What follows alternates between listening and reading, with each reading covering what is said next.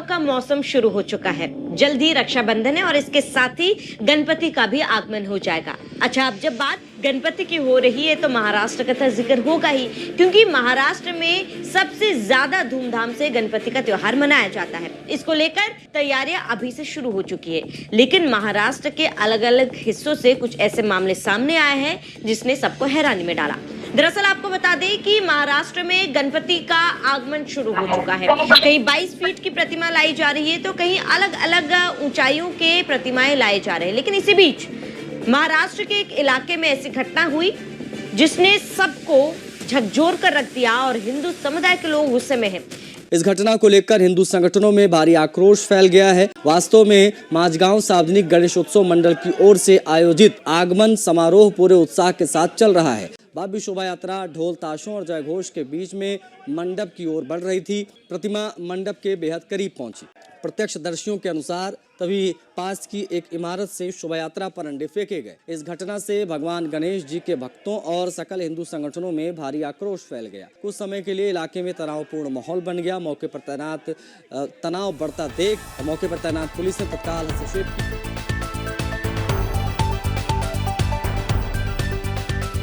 महासत्लव सत्याचा शोधमध्ये आपलं सगळ्यांचं मनपूर्वक स्वागत आहे। न्यूज बघितल्यानंतर थोडंफार आयडिया आली असेल की आजचा विषय काय आहे। मग आजचा विषय आहे की गणपतीची मूर्तीची हाईट नेमकी कोणी ठरवली आणि सत्य साधना काय आहे। तर आपल्या सोबत आज जोडलेले आहेत सुमित्रा ढाकेताई, जान्हवी वालस्करताई आणि बद्रीनाथ ढाके सर। तर आजचा विषय आहे गणपती उत्सवाचा। चला तर मग सुरुवात करूया जान्हवीताई सोबत। जान्हवीताई, तुम्ही हे जे न्यूज आर्टिकल बघितलेत याच्यावर तुम्हाला काय तुमचे मत मांडायचे आहेत? हे गणपतीची सुरुवात टिळकांनी केलेली आहे आणि त्या काळात भारत देश गुलाम होता। त्यामुळे मग त्यांचा नियम होता इंग्रजांचा की ग्रुपने राहू नये, 4-5 लोकांच्या पेक्षा जास्त लोक एकत्रित येऊ नये, म्हणून टिळकांनी ही प्रथा पाडली किंवा मंदिराच्या बाहेर मूर्ती ठेवायची आणि मग 4-5 पेक्षा जास्त लोक पण मूर्ती पूजन म्हणून एकत्रित यायचे। आणि इंग्रजांचं ते बेतच होता की जाऊ दे, आहे तो मूर्ती पूजामध्ये लागलेले आहे आणि अंधश्रद्धेमध्ये लागलेले आहे, म्हणून ते दुर्लक्ष करत होते। आणि त्याच्यामुळे मग ठिकठिकाणी मंदिराच्या समोर मूर्तीची स्थापना केली आणि अशा पद्धतीने लोक एकत्रित यायचे। आणि यांचं जे इंग्रजांना हाकलायचं जे कारस्थान आणि मिटिंगा चालू होत्या, चर्चा चालू होत्या, त्या सर्वीकडे देशभर मध्ये चर्चा चालू झाल्या। मग आणि अशा पद्धतीने भारत देश स्वतंत्र पण झाला। भारत देश स्वतंत्र झाल्यानंतर मग ही मूर्ती मंदिराच्या समोरून घरात आली। मग घराघरात मूर्तीची स्थापना झाली। अशा पद्धतीने या मूर्तीचं परंपरा पडली। मग त्याच्यानंतर ती चाळीत गेली ती मूर्ती। मग चाळवाले एकत्रित करून बसवायला लागली। मग अध्यक्षाचा निर्माण झाला। मग ते अध्यक्ष, मग मंडळ, अशा पद्धतीने मग मोठे मोठे मंडळ, मग मोठे मोठे सगळे मिळून मग ती कॉम्पिटिशन झाली। कॉम्पिटिशन म्हणजे मग आता सगळ्यात मोठी मूर्ती कोणाची, मग तिथे सगळे लोक जायचे दर्शनाला। मग तिथे तो देव प्रसन्न होतो, ही भावना। मग मोठा बँड बाजा, जिथे गर्दी असेल मोठा, मग जास्त लाइटिंग कोणाची, मग तो एक नंबर। जसं लालबागचा राजा म्हणून फेमस झालं, जसं पुण्यामध्ये। आणि इथे श्रद्धा भक्ती काहीच नाही। मग मूर्ती उठवताना पण 3 दिवस मूर्ती विसर्जन असायचं। मग खूप डान्स, त्याच्यामध्ये डीजे, मग तरुण मुली, तरुण मुलं, हा कुठला प्रकार कुठे गेला आणि कुठे परंपरा निर्माण झाली अशी। आणि ती छोटी मूर्ती कधी मोठी झाली, फक्त कॉम्पिटिशन आणि रेस, याच्या मागे हे धावायला लागले सगळे। आणि मग त्याच्यामध्ये कोणीतरी अध्यक्ष बनतो आहे। मग छोट्या छोट्या तरुण मुलांना पाठवतात वर्गणी करायला। मग ते वर्गणी घेऊन येतात। मग मूर्ती आणखीन मोठी, 20-20 लाखाची मूर्ती। मग ते दारू, नशा कोणीही डिसाईड केली नाही। आणि एक दिवस असं झाला की इंग्रज चालले गेले, भारत देश स्वतंत्र झाला। मग आता ती जी मूर्ती आहे गणपतीच्या मंदिराच्या समोरची, ती मात्र घराघरामध्ये आली। लोक घराघरात मूर्ती बसवायला लागले, छोट्या छोट्या मूर्त्या। मग त्याच्यानंतर तीच मूर्ती थोडीशी मोठी होऊन वर्गणी करून चाळीत आली। मग चाळीतून मग त्यांचं मंडळात निर्माण झालं। मग मोठे मोठे मंडळ, मग मोठे मोठे 3-4 चाळी मिळून एक मूर्ती बसवायची मोठी। अशा पद्धतीने ते मोठे मोठे होत गेले। आणि मोठे मोठे मंडळ म्हणजे आज गणपती, तसं पुण्यामध्ये पण फेमस गणपती आहे. अशा पद्धतीने मग ही कॉम्पिटिशन चालू झाली. मग ज्याची मूर्ती मोठी तो गणपती श्रेष्ठ. मग लोक तिथे जायचं त्या दर्शनाला. अशा पद्धतीने हळूहळू त्याची हाईट वाढत गेली. आणि त्याच्यानंतर मग कलेमध्ये पण विकास झाला. मग कोणी केळाची मूर्ती बनवते मोठी, कोणी नारळाची मूर्ती बनवते मोठी, कोणी सुपारींची मूर्ती, असा हा प्रकार चालत गेला. आणि आज आज इतकी मोठी मूर्ती झाली की 20-20 लाखाची मूर्ती. आता 20 लाखाच्या मूर्तीवर जर पैसे खर्च करताय आणि महागाई वाढली म्हणताय, तर हे 20 लाख जर गरिबांवर खर्च केला तर त्यांना शोधून काढले. जी देवानी मूर्ती बनवली आहे ते बिचारी उपाशी असतात, झोपतात रस्त्यावर, त्यांना शोधून काढून ह्या 10 दिवसात असा जर प्रकार चालवला की त्या गरिबांना पैसे पुरवा. पण ही मूर्ती मोठीच होत गेली आणि कॉम्पिटिशन मात्र वाढत गेलं. आणि याच्यामध्ये काय झालंय की राजनीतीचे मध्ये जे समाज कंटक आहे ते आपले उपद्रव पण करू लागले. कुठे अंडेच फेकले आणि भांडण लावायचे की मुस्लिमने अंडे फेकले. पण तसं काही नाही. हे समाज कंटक करतात. हे कुठल्याही समाजाचे नसतात. यांना जाती धर्माशी काहीही घेणं नाही. ते फक्त विनाश करतात आणि राजनीतीला धरून असतात ते. तर आज इतकं म्हणजे हा प्रकार इतका खराब झालेला आहे की अति पैसे उरल्यानंतर ते नशापाणी करू लागले, मुलींना नाचवू लागले. तिथे काय ऑर्केस्ट्रा, पूर्वी ऑर्केस्ट्रा होता, तर डान्स, अश्लील गाणे लावतात, मुली बेढंगी नाचतात, मुलं नाचतात. सगळा भारत देशात ही वाईट परंपरा चालू झाली. मग आता ऍक्सिडेंट नाही होणार तर काय होणार? देव याच्याने प्रसन्न होतोय का? देवच नाराज झाला. मग आता कुठेतरी थांबायला पाहिजे हे देवानेच ठरवलेलं सुमित्राताई, आहे. तुम्हाला काय वाटतं की हा जो अपघात झालाय त्याच्या मागे काय कारण आहे? याचा अर्थ असा आहे की मूर्तीपूजा करायला शास्त्रानं मान्यताच दिलेली नाही. आणि आपले जे महाराष्ट्राचे संत होऊन गेले त्यांनी पण मूर्तीपूजाला नाकार केलेला आहे आणि पाखंड पूजाला नाकारला आहे. तरी पण आपण ते करतो तर ज्ञानेश्वर माऊलीचा याच्यावर एक अभंग आहे. निर्जीव दगडाशी काय करीसी सेवा, तो तुझ निर्देवा देईल काय. कवने गुणी भुली पडला गवारा, तीर्थाच्या माहेरांना ओळखीशी. अष्टदय तीर्थ जयाच्या चरणी, तो तुझ्या हृदय भवनी आत्माराम. देव जवळी असताना जाशी अण्णा तीर्था, मुकलाशी आता म्हणे ज्ञानदेवा. माऊलीनं सांगितलंय की जे मूर्ती पूजाच आहे आज लागून राहिलेले, तर ते गवारे म्हणले माऊली. त्यामुळं शास्त्रानं आपल्याला मान्यता दिली नाही मूर्तीपूजाला. तो परमात्मा तुमच्या हृदयात आहे म्हणे. आता हे जो अपघात बघितलाय न्यूजवर, तर तो अपघात असा आहे की ते जे गणेश आहे, ते गणेश देवता आपल्या शरीरामध्ये विराजमान आहे. विराजमान शरीरात असल्यामुळं त्यांची मूर्ती पूजा करणं आणि हे योग्य नाही शास्त्रानुसार, असं शास्त्र सांगतात. आणि त्याच्यात तुकाराम महाराजाचा एक अभंग आहे. नको नको मना गुंतू माया जाळी, काळ आला जवळी ग्रसावया. काळाची ही उडी पडल बा जेव्हा, सोडविलं तेव्हा माय बाप. सोडविन राजा देशाचा चौधरी, अनिक सोयरी भली भली. तुका म्हणे तुला सोडविन कोणी, एका चक्रपाणी वाचुनी. तुकाराम महाराज म्हणतात की तो काळ जेव्हा आपल्यावर प्रहार करतो तेव्हा आपल्याला कोणीच सोडवणार नाही, फक्त एकच चक्रपाणी आपल्याला सोडवणार आहे.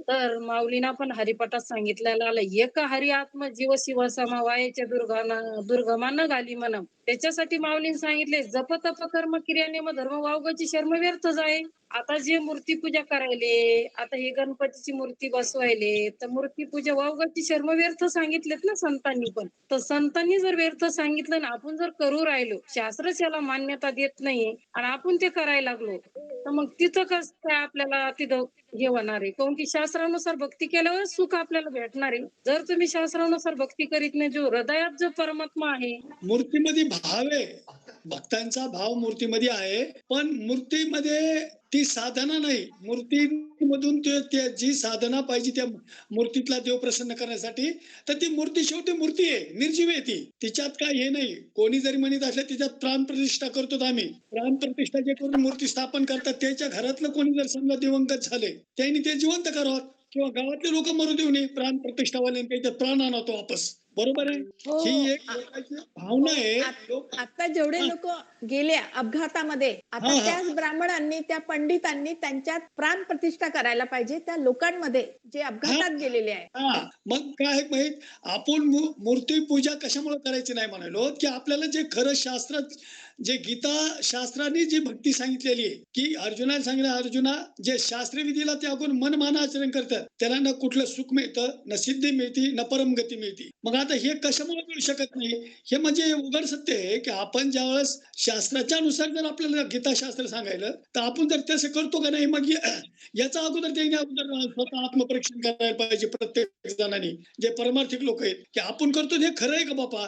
सांगत सांगत सगळे आले तर समजा मार्ग दावून गेले आधी दयानिधी संत ते, पण त्या संतांनी मार्ग दाखवला पण त्यांनी सांगितलं काय हे पूर्ण त्याच्यातलं काही मतितार्थ समजून घेतला नाही. माऊलीनं हरिपाठात सांगितलंय, मनोमार्गी गेला ते तिथे मुकाला हरिपाठी फिरावाला तोची धन्य म्हणले माऊली. आणि भावीनं देव न कळे सण देवगुरुविना अनुभव काय सकाळी भाव ठेवा म्हणले. पण भाव कुठे ठेवायचा आहे? जर आपण नामस्मरण केलं तरच आपल्याला परमात्मा पावन ना, गुरुविना अनुभव काय तर सकाळी. इथे प्रश्न हा येतो की मूर्ती, हे बघा आता मूर्ती जेव्हा येत होती त्यामध्ये भाव पण होता, ते फार श्रद्धेने आणत होते, पण तरी मूर्ती त्यांच्या अंगावर पडली आणि त्यांचा मृत्यू झाला. हे का घडलं? याच्या मागे कारण काय ज्यांनी ताई? त्याच्यामध्ये कारण हे की शास्त्राच्या विरुद्धात भक्ती चालू आहे. आता ते गणपती म्हणजे त्यावेळेस ती परंपरा होती, त्यांच्या कर्माचा हिशोब आधी जन्मताच घेऊन येतो माणूस, पाप आणि पुण्याचा, आणि श्वास पण मोजून मिळालेले होते. तर त्याच्यामुळे त्याचा योगच होता तो मृत्यूचा, आणि त्यावेळी ते त्याच्यामुळे गेले.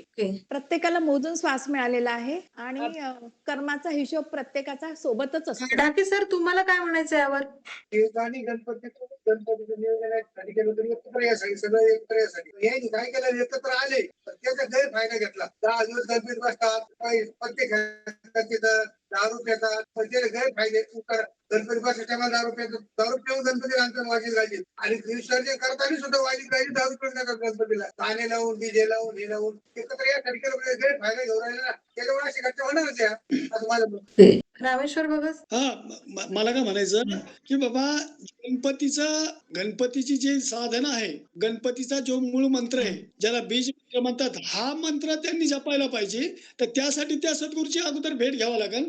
तो भेटन कसा? अगोदर त्याच्या मनात त्या भक्तीविषयी, गणपतीच्या साधनेविषयी जिज्ञासा निर्माण व्हायला पाहिजे की आपल्याला गणपती प्रसन्न कसा होईल मुळात. आणि त्याला प्रसन्न करण्यासाठी हे एवढा खटाटोप करतात, सगळे समाजाकडून पट्ट्या वसूल करतात हे, आणि त्याच्यावर हुतमात करतात सगळे, पत्ते खेळणं, दारू पिणं, डीजे लावणं. हे भक्तीचं अंग नाही, हे भक्तीचं अंग नाही, हे विक्षेप आहे सगळा. त्याच्यामुळं खरं कलीचं साधन नाम आहे. मग नाम जर समजा नसेल, ते नाम जर नाही घेतलं, ते जर मुळच जर नाही सापडलं, तर मग दुर्घटना होणार नाही तर काय होणार? कित्येक अशी उदाहरणं घडतात की गणपती टाकायला गेले आणि ते आतमध्ये गेले, पुन्हा ते वर आले. आमच्या इकडे सुद्धा झालेले आहे की घटना. असं का घडतं? त्याच्या मागे कारण काय आहे? तर ताईंनी सांगितलं ज्याने त्यांनी की ते कर्माचं असतं. मग देव पूजा करायची, मूर्ती बसवायचं, मग गरज नाहीये का? तर मग नाही करायचं का ते? नाही करायचं.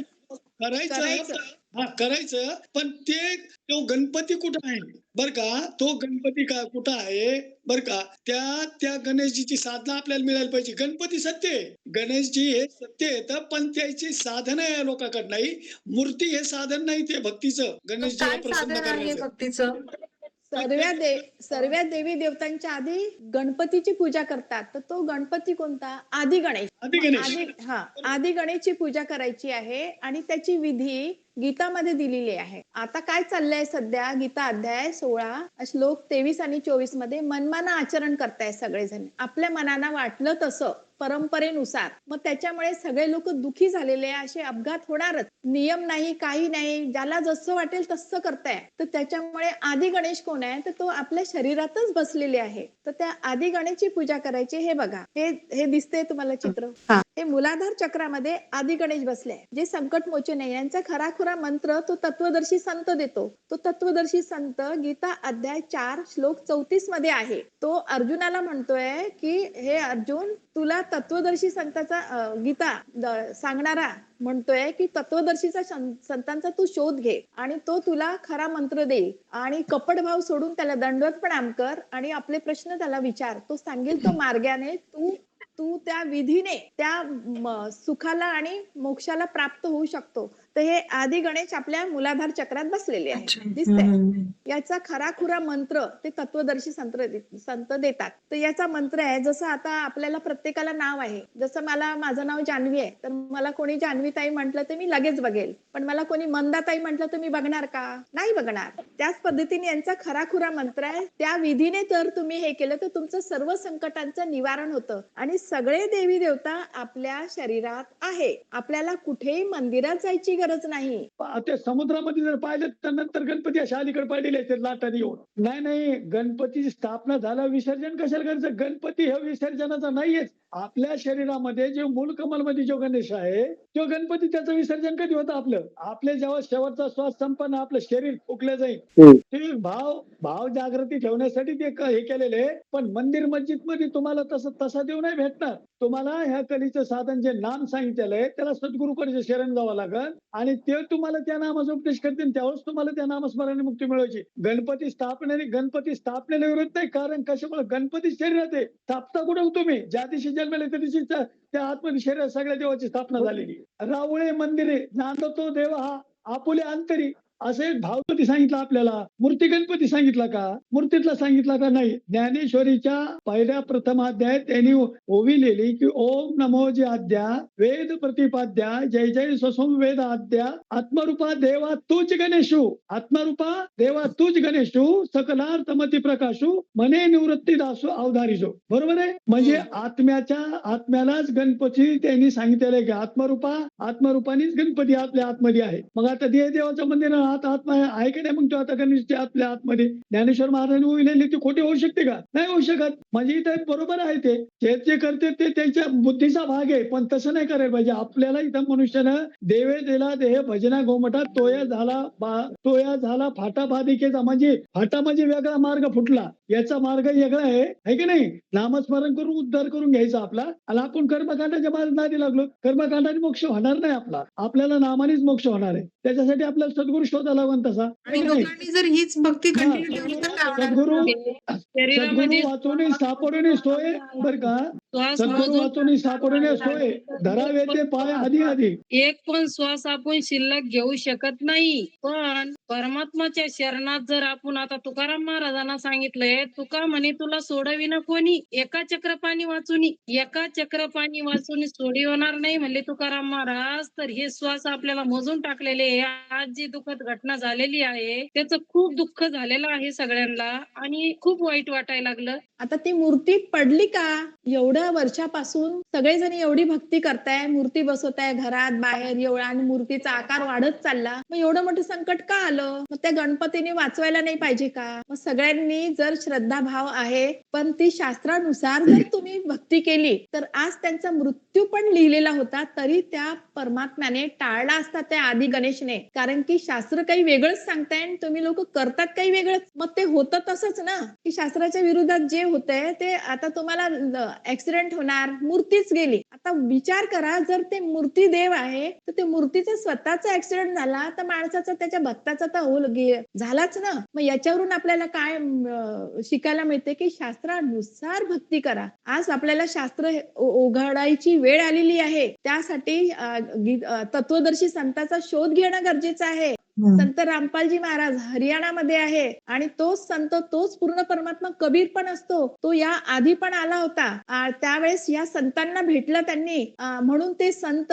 म्हणजे कडक भाषेत सांगायचे सत्य ज्ञान, आणि म्हणून त्यांना खूप विरोध झाला. आजही संत रामपालजी महाराज आले आहे तर आजही विरोध होत आहे त्यांना. भगवद्गीतेचा 16 अध्यायाचा 23वा श्लोक आहे, जो पुरुष शास्त्र विधी को त्याग कर मनमाना आचरण करता है तो ना कोणत्या सिद्धीला प्राप्त होत ना कोणत्या गतीला ना मोक्षाला. भगवद्गीतेचा परत 16 अध्यायातला 24वा श्लोक आहे, इसके लिए तेरे लिए इस अकर्तव्य कर्तव्य व्यवस्था में शास्त्र ही प्रमाण आहे. ते भगवद्गीतेत सांगितले 16च्या 23 आणि 24 मध्ये, शास्त्र विधीला त्यागून जो मनमाना आचरण करतोय त्याला ना कोणता सिद्धी प्राप्त होत ना कोणती गती प्राप्त होत आणि मोक्ष. आणि जो शास्त्रानुसार सांगितलं अकर्तव्य कर्म करून म्हणजे काम करता रामेश्वर सर बोला ना. नामस्मरण जो करतोय त्याला सगळ्या गती प्राप्त होणार आहे. आणि शास्त्रविधी नुसार जर भक्ती करायची असेल तर 15व्या अध्यायातला प्रथम श्लोक मध्ये जायचंय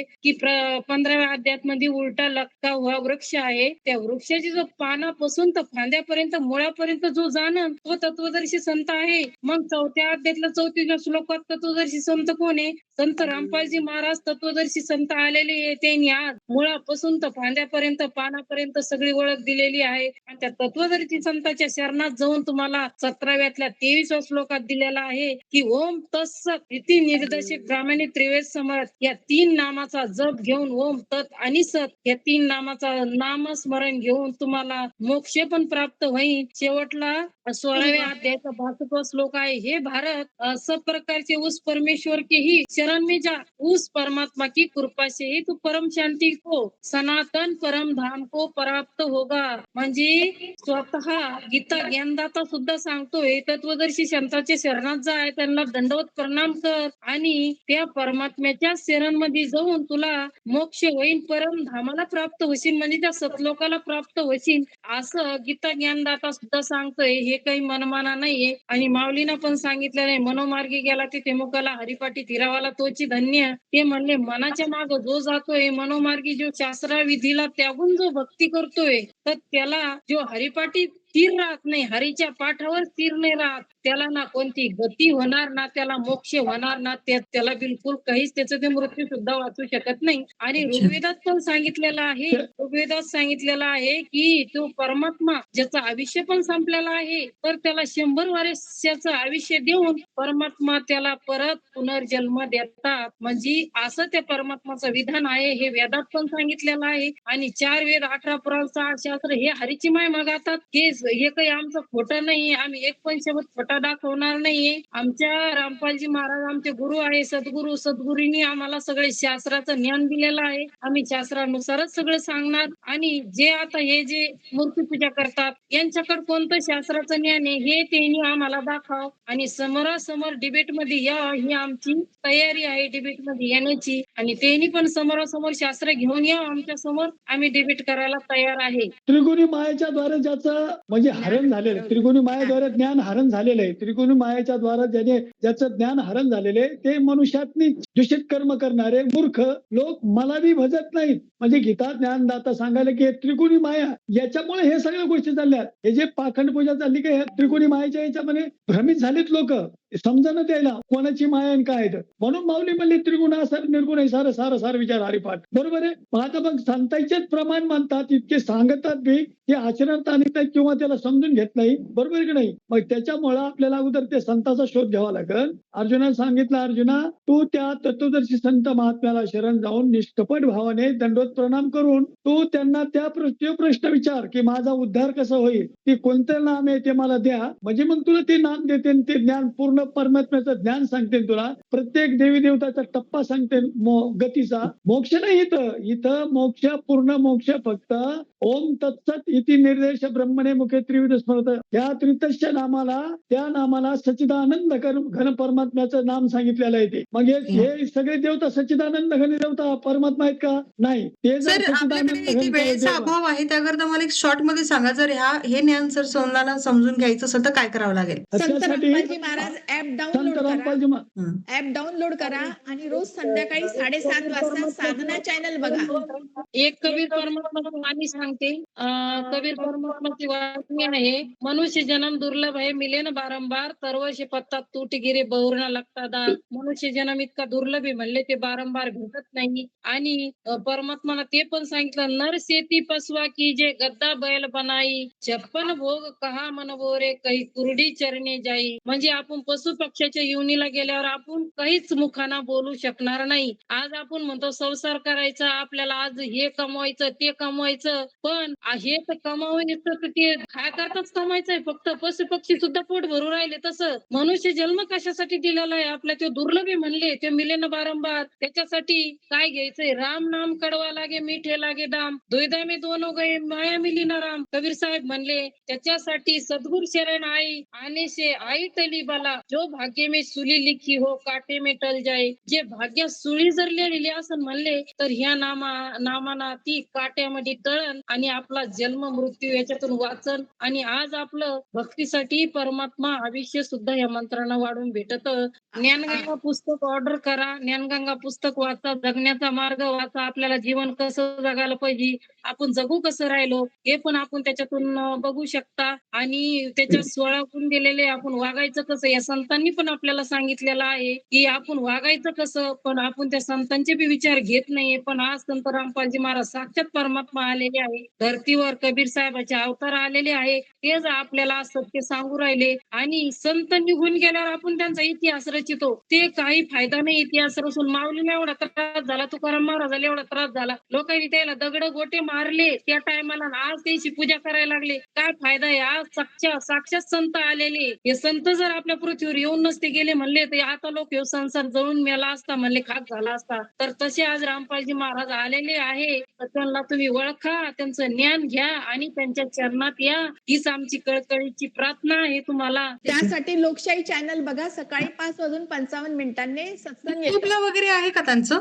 हो, युट्यूब पण आहे. युट्यूबला पण सबस्क्राईब करा संत रामपालजी महाराज यांच्या ऍपला. आणि इंस्टाग्रामला फॉलो करा, फेसबुकला पण करा. आणि सगळीकडे संत रामपालजी महाराजाचं आहे. आणि तुम्ही आज समजा वाचायला वेळ नाही, पण आज मोबाईलवर, आज सोशल मीडिया याच्यातून माध्यमातून खूप काही प्रचार चालू आहे संत रामपालजी महाराजांचा. आणि सध्याला आज इंस्टाग्राम फॉलोइंगची पण सेवा चाललेली आहे. एक फॉलो तुमचा जर एखाद्या गरीबाला वाचित असेल, त्याचं घर जर वाचत असेल, तर आज तुम्हाला त्याचं खूप मोठं पुण्य लागणार आहे. इंस्टाग्रामला फॉलो करा आणि युट्यूबला असा निष्कर्ष निघून येतो चर्चेमधून की जो अपघात झालेला आहे तो कर्माचे फळ होते असं इथे दिसून पडतंय. आणि जसं जान्हवीताईंनी सांगितलं, त्यानंतर मूर्तीपूजन करू नये हे सुमित्राताईंनी अभंगातून सांगितलं. रामेश्वर सरांनी देहाचे मंदिर असं म्हणून संतांनी जे आपल्याला मार्गदर्शन दाखवलेलं आहे की सत्यभक्ती काय ह्याचं आपल्याला मार्गदर्शन दाखवलंय. तर इथे निष्कर्ष असंच निघतो की कदाचित ह्या गोष्टी खऱ्याच असतील, म्हणूनच कदाचित ह्या गोष्टी घडल्या. आणि त्यासाठी आपलं सत्यभक्ती ही वेदांप्रमाणेच करायला हवी. आणि जसं की सरांनी सांगितलं, रामेश्वर सरांनी, की सद्गुरू शिवाय ते मार्ग भेटत नाही, त्याकरता सद्गुरू नक्कीच शोधावा आणि आपलं कल्याण करून घ्यावं. इथे या चर्चेमधून हेच निष्कर्ष निघतंय. तर दर्शकांनो, तुम्हाला काय वाटतं या चर्चेबद्दल आणि झालेल्या या घटनेबद्दल आम्हाला नक्कीच कमेंट बॉक्समध्ये सांगा. आणि तुम्ही सुद्धा आमच्या इंस्टाग्रामला महासत्लव सत्याचा शोधला जॉईन व्हा. आणि तिथे तुम्हाला असे भरपूर गोष्टी समजून येतील की आम्ही सत्याचा शोध कुठल्या डायरेक्शनने घेतोय, आणि तो डायरेक्शन ऍक्च्युली आहे मोक्ष. चला मग भेटूया पुढच्या भागामध्ये अशाच नवीन विषयासोबत. तोपर्यंत मी माझ्या सर्व मान्यवरांना धन्यवाद म्हणते आणि भेटूया पुढच्या भागामध्ये. धन्यवाद.